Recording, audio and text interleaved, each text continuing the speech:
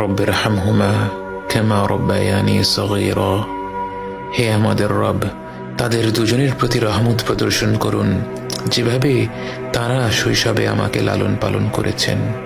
বাবা মা যে পরম স্নেহ মমতা দিয়ে একজন সন্তানকে লালন পালন করেন, সৃষ্টি জগতের কোনো কিছুর সাথেই তার তুলনা হয় না। এই মমতায় কোনো স্বার্থ নেই, নেই কোনো শর্ত।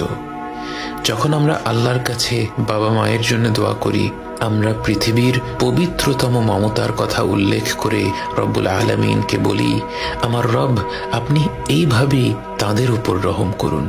বাবা মায়ের জন্য এই দোয়াটি পবিত্র কোরআনের মাধ্যমে আল্লাহই আমাদের শিখিয়েছেন। অথচ আমরা যদি শুধু বলতাম রব্বিরহামহুমা, এটাও একটা সম্পূর্ণ দোয়া। এর অর্থ, হে রব, আপনি তাদের দুজনের উপর রহম করুন। কিন্তু আল্লাহ আমাদের শিখিয়েছেন রব্বিরহামহুমা কামা রব্বায়ানি সগীরা।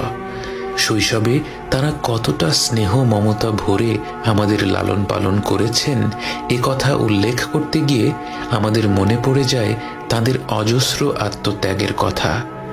এই পৃথিবীর বুকে আমরা ভূমিষ্ঠ হওয়ার আগে থেকেই বাবা মায়ের আত্মত্যাগ আরম্ভ হয়ে যায়। রাত পেরাতে গর্ভবতী মায়ের ঘুম ভেঙে যায়, যখন তখন প্রচণ্ড ক্ষুধা পায়, শরীর খারাপ হয়, বমি হয়। বাবাকে সর্বদা সতর্ক থাকতে হয় গর্ভবতী মায়ের যখন যা প্রয়োজন সেটার ব্যবস্থা যেন দ্রুত করে ফেলা যায়। জন্মের পর থেকে বাবা মায়ের সময়সূচি বাচ্চাকে ঘিরেই গড়ে ওঠে। বাবা মা যখন হাত তুলে তাদের রবের কাছে দোয়া করেন, তার কতটুকু নিজেদের জন্যে আর কতটুকু সন্তানদের জন্যে তা তো কেবল আমাদের রবই জানেন।